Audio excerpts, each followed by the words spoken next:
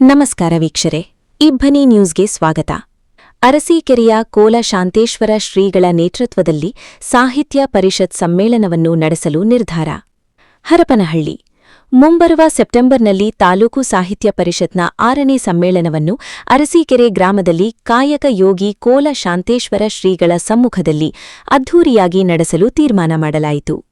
ಅರಸೀಕೆರೆಯ ಕೋಲ ಶಾಂತೇಶ್ವರ ಮಠದ ಕಾಯಕ ಭವನದಲ್ಲಿ ಹೋಬಳಿಯ ಎಲ್ಲಾ ಗ್ರಾಮದ ಕನ್ನಡ ಸಾಹಿತ್ಯ ಅಭಿಮಾನಿಗಳು, ಜಾನಪದ ಕಲಾವಿದರು, ಸಾಹಿತಿಗಳು, ವಿವಿಧ ಸಂಘ ಸಂಸ್ಥೆಗಳ ಮುಖಂಡರು ಹಾಗೂ ಕನ್ನಡ ಸಾಹಿತ್ಯ ಪರಿಷತ್ ಪದಾಧಿಕಾರಿಗಳ ನೇತೃತ್ವದಲ್ಲಿ ನಡೆದ 3ನೇ ಪೂರ್ವಭಾವಿ ಸಭೆಯಲ್ಲಿ ತಾಲೂಕು ಮಟ್ಟದ ಸಮ್ಮೇಳನವನ್ನು ಅರಸೀಕೆರೆ ಗ್ರಾಮಸ್ಥರ ಸಹಕಾರದೊಂದಿಗೆ ಜಾತ್ಯತೀತವಾಗಿ ಹಾಗೂ ಪಕ್ಷಾತೀತವಾಗಿ ಅದ್ಧೂರಿಯಾಗಿ ನಡೆಸಲು ಸಭೆಯಲ್ಲಿ ತೀರ್ಮಾನಿಸಲಾಯಿತು. ಅರಸೀಕೆರೆಯ ಕಾಯಕ ಯೋಗಿ ಕೋಲ ಶಾಂತೇಶ್ವರ ಮಠದ ಶಾಂತವೀರ ಶ್ರೀಗಳು ಮಾತನಾಡಿ, ಕನ್ನಡ ಸಾಹಿತ್ಯಕ್ಕೆ ಅಗಾಧವಾದ ಇತಿಹಾಸವಿದೆ. ಕನ್ನಡ ಸಾಹಿತ್ಯ ಸಮುದ್ರವಿದ್ದಂತೆ. ಈಗಿನ ಮಕ್ಕಳು ಕನ್ನಡ ಸಾಹಿತ್ಯದಿಂದ ದೂರ ಉಳಿದಿದ್ದಾರೆ. ಟಿವಿ, ಮೊಬೈಲ್ ವ್ಯಾಮೋಹದಿಂದ ಕೇವಲ ಯಾಂತ್ರಿಕತೆಯಿಂದ ಸಮಯವನ್ನು ಕಳೆಯುತ್ತಾರೆ.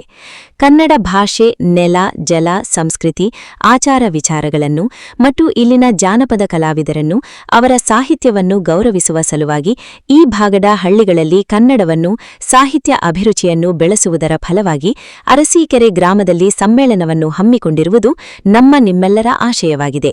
ಹಾಗಾಗಿ ಈ ಸಮ್ಮೇಳನವನ್ನು ಹರಪನಹಳ್ಳಿ ಇತಿಹಾಸದಲ್ಲಿ ನೆನಪಿನಲ್ಲುಳಿಯುವ ಕಾರ್ಯಕ್ರಮವನ್ನು ನಿಮ್ಮೆಲ್ಲರ ಸಹಾಯ ಹಸ್ತದಿಂದ, ಸಹಕಾರದಿಂದ ಮಾಡಬೇಕಾಗಿದೆ ಎಂದರು. ಇದಕ್ಕಾಗಿ ನೀವೆಲ್ಲರೂ ಜವಾಬ್ದಾರಿಗಳನ್ನು ನಿಭಾಯಿಸುವಲ್ಲಿ ಶ್ರಮಿಸಿ ಸಾಹಿತ್ಯ ಸಮ್ಮೇಳನವನ್ನು ಯಶಸ್ವಿಗೊಳಿಸೋಣ ಎಂದರು.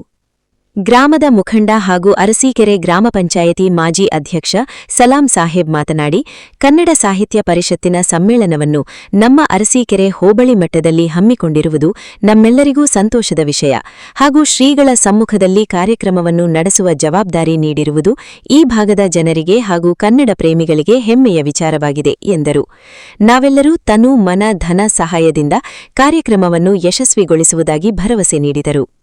ಎಪಿಎಂಸಿ ಸದಸ್ಯರು ಹಾಗೂ ಗ್ರಾಮದ ಹಿರಿಯರಾದ ನಾಗರಾಜ್ ಮಾತನಾಡಿ, ತಾಲೂಕು ಮಟ್ಟದ ಸಮ್ಮೇಳನವನ್ನು ನಮ್ಮ ಅರಸೀಕೆರೆ ಭಾಗದಲ್ಲಿ ನಡೆಸುವ ತೀರ್ಮಾನ ಕನ್ನಡ ಸಾಹಿತ್ಯ ಪರಿಷತ್ನ ಪದಾಧಿಕಾರಿಗಳು ತೀರ್ಮಾನಿಸಿರುವುದು ಈ ಭಾಗದ ವಿದ್ಯಾರ್ಥಿಗಳಿಗೆ, ಮಕ್ಕಳಿಗೆ ಕನ್ನಡದ ಕಂಪನ್ನು ಪಸರಿಸುವ ಕಾರ್ಯಕ್ರಮವನ್ನು ನಾವೆಲ್ಲರೂ ಕಟಿಬದ್ಧವಾಗಿ ಜವಾಬ್ದಾರಿಗಳನ್ನು ತೆಗೆದುಕೊಂಡು ಯಶಸ್ವಿ ಮಾಡಬೇಕೆಂದು ಕರೆ ನೀಡಿದರು. ಸಭೆಯಲ್ಲಿ ಮಾಜಿ ಅಧ್ಯಕ್ಷರಾದ ರಾಮನಮಲಿ, ಸಾಹಿತ್ಯ ಪರಿಷತ್ ಅಧ್ಯಕ್ಷ ಉಚ್ಚಂಗಪ್ಪ, ಕಲಾವಿದರ ಸಂಘದ ಭೀಮಪ್ಪ, ಗೊಂದಳಿ ಗೋಪಾಲ ಹಾಗೂ ವಿವಿಧ ಗ್ರಾಮಸ್ಥರು ತಮ್ಮ ಅಭಿಪ್ರಾಯಗಳನ್ನು ಹಂಚಿಕೊಂಡರು. ಪೂರ್ವಭಾವಿ ಸಭೆಯಲ್ಲಿ ನಿವೃತ್ತ ಶಿಕ್ಷಕರಾದ ರೇವಣಸಿದ್ದಪ್ಪ, ಚನ್ನಬಸಪ್ಪ, ಶಿಕ್ಷಕ ಮಕ್ಬೂಲ್ ಸಾಬ್, ಪದಾಧಿಕಾರಿಗಳಾದ ಪೊಲೀಸ್ ಮಹದೇವಪ್ಪ, ವೀರಭದ್ರಪ್ಪ ತೆಲಿಗಿ, ಬಸವರಾಜ್ ಪೂಜಾರ್, ಪ್ರಾಚಾರ್ಯರಾದ ಉಮೇಶ್ ದುರ್ಗೇಶ್ ಪೂಜಾರ್, ಮುಖಂಡರಾದ ಗುಡಿಹಳ್ಳಿ ಹಾಲೇಶ್, ಎಚ್ಕೆ ವೆಂಕಟೇಶ್, ಪತ್ರಕರ್ತರಾದ ವಿಶ್ವನಾಥ್, ಮಾರುತಿ ಪೂಜಾರ್, ಮಹೇಶ್, ಪಟ್ನಾಮದ ವೆಂಕಟೇಶ್, ಗ್ರಾಮಸ್ಥರುಗಳಾದ ಚಿದಾನಂದಗೌಡ, ಏಕಾಂತಪ್ಪ, ಬಸವರಾಜಪ್ಪ, ಕೊಟ್ರೇಶ್, ಗುಂಡಗತ್ತಿ ಮಂಜುನಾಥ, ಎಚ್ ನಾಗರಾಜ್, ರವೀಂದ್ರ, ಹಾಲೇಶ್, ಮಾಲತೇಶ್, ಬಸವನಗೌಡ, ನಾಗರಾಜ್ಗೌಡ, ಹಾದಿಮನಿ ರಮೇಶ್, ವೀರಣ್ಣಗೌಡ ಸೇರಿದಂತೆ ಮುಂತಾದವರು ಭಾಗವಹಿಸಿದ್ದರು. ವರದಿ ಮಹೇಶ್, ಅರಸೀಕೆರೆ. ಅನೇಕ ದೊಡ್ಡಾಟ, ಸಣ್ಣಾಟ, ರಂಗಕಲಾವಿದರು ನೆಲೆಸಿದಂತ ಈ ಪುಣ್ಯಭೂಮಿ, ಇಂಥ ಒಂದು ಪುಣ್ಯಭೂಮಿಯಲ್ಲಿ 6ನೇ ತಾಲೂಕು ಸಾಹಿತ್ಯ ಸಮ್ಮೇಳನ ನಡೆಯುತ್ತಿರುವುದು ನಮ್ಮೆಲ್ಲರ ಸೌಭಾಗ್ಯ ಅಂತಂದೇಳಿ ನಾವು ತಿಳ್ಕೊಂತ ಇದ್ದೀವಿ. ಯಾಕಂತ ಹೇಳಿದ್ರೆ ಇವತ್ತು ಅನೇಕ ದೊಡ್ಡ ಮನಸ್ಸುಗಳು ತುಂಬ ಹೃದಯದಲ್ಲಿ ನಮಗೆ ಸಹಕಾರ ನೀಡ್ತೇವೆ ಅಂತಂದು ಹೇಳಿದ್ರಲ್ಲ, ಅದು ನಮಗೆ ನಾವು ಅನ್ಕೊಂಡಿದ್ವಿ. ಅರಸೀಕೆರೆಯಲ್ಲಿ ಆದ್ರೆ ಏನು ನಮ್ಮ ರಮನ್ಮಲಿ ಅವರ ಅಧ್ಯಕ್ಷತೆಯಲ್ಲಿ ನೀಲಗುಂದದಲ್ಲಿ ನಡೀತು. ನಾವು ಅವಾಗ ಕಾರ್ಯಕಾರಿ ಮಂಡಳಿಯಲ್ಲಿ ಕೆಲಸ ಮಾಡಿದ್ವಿ. ಅದು ತಾಲೂಕು ಮಟ್ಟದಲ್ಲ, ಜಿಲ್ಲಾ ಮಟ್ಟದ ಕಾರ್ಯಕ್ರಮ ತರ ಇತ್ತು. ಎಂತೆಂಥ ಕವಿಗಳು ಬಂದಿದ್ರು, ಎಂತೆಂಥ ಸಾಹಿತಿಗಳು ಬಂದಿದ್ರು, ನಾವು ಕಣ್ಣಾರೆ ನೋಡಿದಂತ ಕಾರ್ಯಕ್ರಮ. ಇವತ್ತು ಅರಸೀಕೆರೆಯಲ್ಲಿ ಅದಕ್ಕಿಂತ ಹೆಚ್ಚಿನ ರೀತಿ ಒಂದು ಸಾಹಿತ್ಯ ಸಮ್ಮೇಳನ ಆಕತ್ತೆ ಅಂತ ಹೇಳಿ ನಿಮ್ಮೆಲ್ಲರೂ ಕೂಡ ಒಂದು ಆಶಾಭಾವನ ವ್ಯಕ್ತಪಡಿಸಿದ್ರಿ. ಮುಂದೆಯೂ ಕೂಡ ಏನು ಇಲ್ಲಿ ನಡೆಯುವಂತ ಕಾರ್ಯಕ್ರಮಕ್ಕೆ, ಸಾಹಿತ್ಯ ಸಮ್ಮೇಳನಕ್ಕೆ ತಾವೆಲ್ಲರೂ ತನುಮನ ಧನದೊಂದಿಗೆ ಸಹಕಾರ ನೀಡ್ರಿ. ಮತ್ತೆ ಒಂದು ಸಭೆಯ ಒಂದು ದಿನಾಂಕವನ್ನ ನಿಗದಿಪಡಿಸುವ ನಿಟ್ಟಿನಲ್ಲಿ ತಾವೆಲ್ಲರೂ ಯಾವ ತಿಂಗಳಲ್ಲಿ ಮಾಡಿದರೆ ಸೂಕ್ತ ಅನ್ನೋದ್ರ ಬಗ್ಗೆ ಗುರುಗಳು ಹೇಳಬೇಕು. ಮತ್ತು ಕೆಲವರೆಲ್ಲ ಏನಿಲ್ಲಿ ಕಲಾವಿದರು ಬಂದಿರಿ, ತಾವುಗಳು ಒಂದು ಸಲಹೆ ಕೊಟ್ರೆ ಮುಂದಿನ ದಿನಾಂಕವನ್ನು ನಿಗದಿ ಮಾಡುವ ಮೂಲಕ ಅತ್ಯಂತ ಯಶಸ್ವಿಯಾಗಿ ಏನು 6ನೇ ತಾಲೂಕು ಸಮ್ಮೇಳನವನ್ನ ನಡೆಸುವಲ್ಲಿ ನಿಮ್ಮೆಲ್ಲರ ಸಹಕಾರ ಅತ್ಯಗತ್ಯ ಅಂತ ಹೇಳ್ತಾ ಮತ್ತೊಮ್ಮೆ ಗುರುಗಳ ಪಾದಗಳಲ್ಲಿ ನಮಸ್ಕರಿಸಿ ಗುರುಗಳ ಒಂದು ಸಾನ್ನಿಧ್ಯದಲ್ಲಿ, ಆಮೇಲೆ ಇಲ್ಲಿ ಹಿರಿಯ ಮುಖಂಡರು ದೇವೇಂದ್ರಪ್ಪ ಅಣ್ಣ ಇರ್ಬೋದು, ಅಣ್ಣಪ್ಪರು ಇರ್ಬೋದು, ಇನ್ನೂ ಕೆಲವರು ಸಲಾಂ ಸಾಹೇಬರು ಇರ್ಬೋದು, ಆಮೇಲೆ ಇನ್ನೂ ಕೆಲವರು ಎಲ್ಲ ಹಿರಿಯ ಮುಖಂಡರ ಸಲಹೆ ಮೇರೆಗೆ ಅವ್ರ ಜೊತೆಗೆ ಒಂದು ಚರ್ಚೆ ಮಾಡೋಣ, ಪೂರ್ವಭಾವಿ ಒಂದು ಚರ್ಚೆ ಮಾಡೋಣ ಅಂತಕ್ಕಂಥ ಒಂದು ಮನಗೊಂಡು ಬಿಟ್ಟು ನಾವು ಈ ದಿವಸ ಇಲ್ಲಿಗೆ ಆಗಮಿಸ್ತೀವಿ. ಇವತ್ತು ನೀವು ಕೂಡ ಹೋಗ್ಬೇಕು ಒಮ್ಮತದಿಂದ, ನಾವೆಲ್ಲರೂ ಒಮ್ಮತದಿಂದ ಸಲಹೆ ಸಹಕಾರದೊಂದಿಗೆ, ಪೂರ್ಣ ಸಹಕಾರದೊಂದಿಗೆ ನಾವಿಲ್ಲಿ ನಡೆಸ್ಕೊಡ್ತಿದ್ವಿ. ಒಂದು ಅಭೂತಪೂರ್ವ ಸಮ್ಮೇಳನ ಮಾಡಬೇಕು ಅಂತಂದು ನಿಮ್ಮ ಮನದಾಳದಿಂದ ಕೂಡ ಬರಬೇಕು. ಆವಾಗ ನಾವು ಮುಂದಿನ ಸಿದ್ಧತೆಗಳನ್ನ ನಾವು ನಡೆಸ್ಕೊಂತೀವಿ. ಹೀಗಾಗಿ ಅರಸೀಕೆರೆಯಲ್ಲಿ ನಡೆಸ್ಬೇಕಂತಕ್ಕಂಥ ಒಂದು ಔಚಿತ್ಯಪೂರ್ಣ ಒಂದು ಸಲಹೆ ಇದೆ.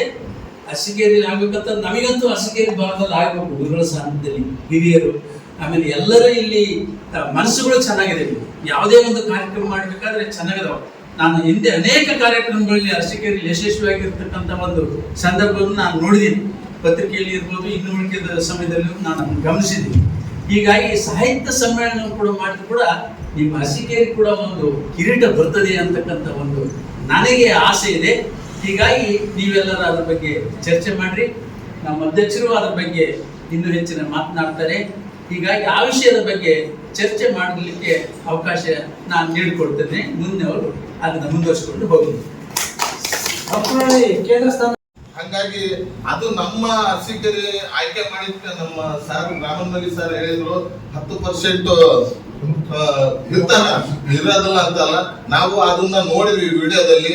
ಅದಕ್ಕೆ 10% ಯಾರು ತಮ್ಮ ಸ್ಥಳೀಯ ನಾಯಕರು, ರಾಜಕೀಯ ನಾಯಕರುಗಳು ನಾವಿಲ್ಲೇ ನೆನೆಸ್ಬೇಕು, ಅಲ್ಲಿ ನೆನೆಸೋದ್ರಿಂದ ನಮಗೇನು ಲಾಭ ಇದೆ ಅನ್ನೋ ಒಂದು ಭಾಷೆಯನ್ನು ಅಲ್ಲಿ ಬಳಸಿದ್ರು ಅವರು. ಆದ್ರೆ ಅವರಿಗೆ ಅರಸೀಕೆರೆ ಮಲತಾಯಿ ಧೋರಣೆಯಿಂದ ನಾವು ಕೂಡಿಬಿಟ್ಟಿದ್ವಿ. ಯಾಕಂದ್ರೆ ಜಗಳೂರು ಹರಪಳ್ಳಿ ತಾಲೂಕು, ಹರಪಳ್ಳಿ ಜಗಳೂರು ಕ್ಷೇತ್ರ. ಹಂಗಾಗಿ ನಮಗೆ ಮಲತಾಯಿ ಧೋರಣೆ ರಾಜಕೀಯದಿಂದ ಬಹಳ ಆಗ್ತದೆ. ನಮ್ 7 ಪಂಚಾಯತಿ ಅದನ್ನ ನಾವು ಮನಗಂಡು ನಾವು ಮುಂದಿನ ಒಂದು ದಿನಮಾನದಲ್ಲಿ ನಾವು ಹರಪಳ್ಳಿಯಲ್ಲಿಯೂ ಮತ್ತೆ ಸಾಹಿತ್ಯ ಸಮ್ಮೇಳನದ ಪರವಾಗಿ ನಾವು ಕನ್ನಡ ಕಲರವ ಹರಡ್ಲಿಕ್ಕೆ ನನ್ನ ವೈಯಕ್ತಿಕವಾಗಿ ನನ್ನ ಕೈಯಲ್ಲಿ ಏನು ನೀವು ಸೇವೆ ಕೊಟ್ಟರು, ಕೆಲಸ ಕೊಟ್ಟರು, ನಾನು ಅದು ಬಂದು ನಿಭಾಯಿಸಿ ನಿಮ್ಮ ಜೊತೆ ಒಡಗೂಡಿ ನಾನು ಆ ಕನ್ನಡ ಪರಿಷತ್ತಿನ ಸಾಹಿತ್ಯ ಸಮ್ಮೇಳನಕ್ಕೆ ನಾನು ಒಬ್ಬ ನಿಮ್ಮ ಸದಸ್ಯನಾಗಿ ದುಡಿತೇನೆ. ಅದರಲ್ಲಿ ನಮ್ಮ ಅರಸೀಕೆರೆ ಅಕ್ಕಪಕ್ಕದ ಹಳ್ಳಿಯನ್ನೆಲ್ಲರನ್ನು ಜನ ಸೇರಿಸಿ ಒಂದು ಅದ್ದೂರಿಯಾಗಿ, ಅದು ನಮ್ಮ ಮಠದಲ್ಲಿ ರಾಜ್ಯ ಮಟ್ಟದಲ್ಲಿ ನಡೆದಿರ್ತಕ್ಕಂಥ ಕಾರ್ಯಕ್ರಮಗಳು ಈ ಮಠದಲ್ಲಿ ನಡೆದವು. ರಾಜ್ಯ ಮಟ್ಟದಲ್ಲಿ ನಡೆದಿರಲ್ಲ ಅಂತ ಕಾರ್ಯಕ್ರಮಗಳು ಈ ಮಠದಲ್ಲಿ ನಡೆದವು. ಈ ಮಠದಲ್ಲಿ ನೀವು ಆ ಸಮ್ಮೇಳನ ಹಮ್ಮಿಕೊಂಡಿರೋದ್ರಿಂದ ನೀವು ಎಲ್ಲರೂ ಸೇರಿ ಒಂದು ಮನಸ್ಸಿನಿಂದ ಈ ಕನ್ನಡ ಸಾಹಿತ್ಯ ಸಮ್ಮೇಳನವನ್ನ ನಾವು ಪಸರಿಸಿ ನಾವು ಅದ್ದೂರಿಯಾಗಿ ಆಚರಣೆ ಮಾಡಿ ನಾವೆಲ್ಲರೂ ಯಶಸ್ವಿಯಾಗಿ ಅದಕ್ಕೆ ನಾವು ಸಹಕಾರ ಮಾಡಿ, ನಂದು ವೈಯಕ್ತಿಕವಾಗಿ ಸಹಕಾರ ಮಾಡಿ ನಿಮ್ಮ ಜೊತೆ ಗುರುತನ್ನ ಅಂತೇಳಿ ನನ್ನ ಅಭಿಪ್ರಾಯ ತಿಳಿಸ್ತೀನಿ.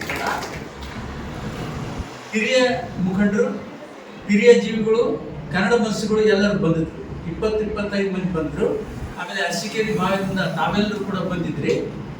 ಎಲ್ಲಿ ಮಾಡಬೇಕು ಅಂತಕ್ಕಂಥ ವಿಚಾರ ಬಂದಾಗ ಒಕ್ಕರ್ಲಿಂದ ಸುಮಾರು ಒಂದು 90% ಅಂತ ನಾವೇನು ಹೇಳ್ತೀವಲ್ಲ, ಹಾಗೆ ಅರಸೀಕೆರೆಯಲ್ಲಿ ಮಾಡಬೇಕು ಅಂತಕ್ಕಂಥ ಒಮ್ಮತದ ನಿರ್ಣಯ ತೆಗೆದುಕೊಂಡಿದ್ದೀವಿ. 2ನೇ ಮೀಟಿಂಗ್ನಲ್ಲಿ ಕೂಡ ಅದೇ ಪುನರುಪಿ ಆಯಿತು.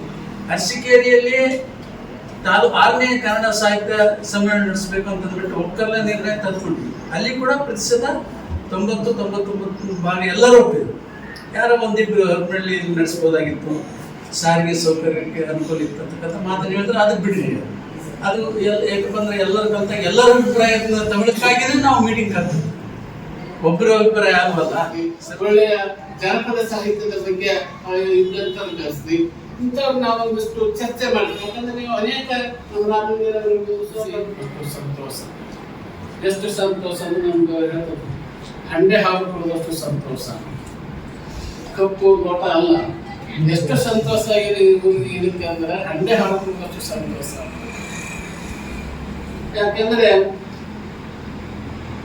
ದೊಡ್ಡ ದೊಡ್ಡ ಸಮ್ಮೇಳನಗಳು ಅಥವಾ ಸಾಹಿತ್ಯಗಳಿದು ಎಲ್ಲ ತಾಲೂಕು ಮಟ್ಟದಲ್ಲಿ, ಜಿಲ್ಲಾ ಮಟ್ಟದಲ್ಲಿ ಇವುಗಳಲ್ಲೆಲ್ಲ ಅನುಕೂಲ ಇರ್ತದೆ, ಹೀಗೆ ಇರ್ತದೆ ಅಂತಂದು ಏರ್ಪಡಿಸುವಂಥದ್ದು ಸಾಮಾನ್ಯ. ಆದರೆ ಈ ಸಾಮರ್ಥ್ಯ ನನ್ನ ಅಧ್ಯಕ್ಷರಾದಂಥ ವಿಭಿನ್ನವಾಗಿ ಬರೀ ಸಿಟಿ ಒಳಗೆ ನಾವು ಸೀಮಿತವಾಗಿರಬಾರ್ದು, ಬಾವಿಕಪ್ಪಿ ಆಗಿರಬಾರ್ದು. ಈ ಸಾಹಿತ್ಯ ವಿಶಾಲವಾಗಿರುವಂತ ಸಮುದ್ರ ಅಂತ ಆಗಿರ್ಬೇಕು. ಅಂದ್ರೆ ಗ್ರಾಮೀಣ ಪ್ರದೇಶಕ್ಕೆ ಮುಟ್ಟಬೇಕು, ಹಳ್ಳಿಗಳಿಗೆ ಮುಟ್ಟಬೇಕು, ಅಥವಾ ಹೋಬಳಿ ಮಟ್ಟದಲ್ಲಿ ಸಾಹಿತ್ಯ ಸಮ್ಮೇಳನ ಮಾಡಬೇಕು. ಅಂದಾಗ ಈಗ ಸಾಹಿತ್ಯ ಸಮ್ಮೇಳನ ಹರಪಳೆಯಲ್ಲಿ ನಡೀತಂದ್ರೆ ಅರಸೀಕೆರೆಯಿಂದ ಎಷ್ಟು ಮಂದಿ ಹೋಗ್ತಾರ ಸಾಹಿತ್ಯಾಸಕ್ತರು, ಅದೇ ನಮ್ಮ ಗೋಪಾಲ್ ಅಂತವರು, ಕಾಲೇಶ್ ಅಂತವರು, 3-4 ಮಂದಿ ಬೆರಳೆಣಿಕೆ ಮಂದಿ ಹೋಗೋದೇ ಹೊರತು ಇಡೀ ಊರಿನ ಜನರು ಅಲ್ಲಿ ಹೋಗ್ಲಿಕ್ಕೆ ಸಾಧ್ಯ ಇಲ್ಲ. ಸಾಹಿತ್ಯದ ಸಮ್ಮೇಳನ ಆ ರುಚಿಯನ್ನ ಅನುಭವಿಸಲಿಕ್ಕೆ ಸಾಧ್ಯ ಆಗಲ್ಲ. ಈ ಕಾರಣದಿಂದ ನಮ್ಮ ಅವ್ರಿಗೆ ನಾವೇನೋ ಮಾಡಿದ್ವಿ, ಮಾತಾಡ್ತಿದ್ವಿ, ಏನೋ ಮಾಡಿದ್ವಿ, ಕೆಲವು ಪುಸ್ತಕಗಳನ್ನು ಪ್ರಿಂಟ್ ಮಾಡಿಸಿದ್ವಿ.